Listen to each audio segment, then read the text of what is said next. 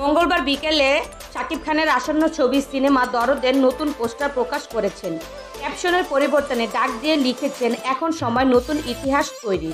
আর এমন চ্যালেঞ্জেই বলে দিচ্ছে প্রিয়তমা রাজকুমার কিংবা তুফানের ধারাবাহিকতায় খুব ভালোভাবে দরদ ও প্রস্তুত নিয়ে ফিরছেন। পোস্টারে সাদামাটা শাকিবের উপস্থিত থাকলেও ইতিমধ্যে টিজারে দুর্দান্ত এক শাকিবের দেখা পেয়েছেন দর্শকরা।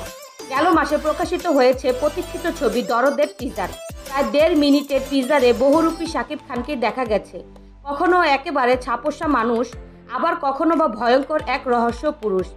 টিজার বলছে সাইকো থ্রিলার ঘরানার ছবি হতে যাচ্ছে অনন্য মামুনের ছবি দরদ।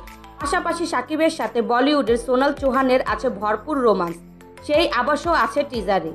সঙ্গে দুর্দান্ত অ্যাকশন, মনে হচ্ছে কমার্শিয়াল হিট হতে ফুল প্যাকেজ নিয়ে হাজির হচ্ছে দরদ।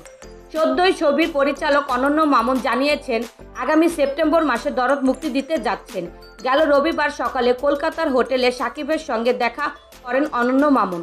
পরে শাকিবের সঙ্গে একটি ছবি পোস্ট করে ফেসবুকে জানান, 15 জুলাই থেকে দরদ ছবির প্রমোশন কাজ শুরু করবেন। বাংলাদেশের পাশাপাশি বিশ্ববাজারে ভালো কিছু করাই দরদ সংশ্লিষ্টদের লক্ষ্য। মধ্যপ্রাচ্যে বড় অংশ জুড়ে বাঙালিরা থাকেন, সেই দর্শক ধরা অন্যতম টার্গেট আছে। অনন্য মামুন বলেন, 2 মাস দরদের প্রমোশনের নতুন চমক থাকবে। সাকিবিয়ানদেরকে নিয়ে নতুন এক বড় আয়োজন করা হবে। সেখানে জানানো হবে সেপ্টেম্বর মাসের কোন তারিখ দরদ প্যান ইন্ডিয়া হিসেবে একযোগে মুক্তি পাবে।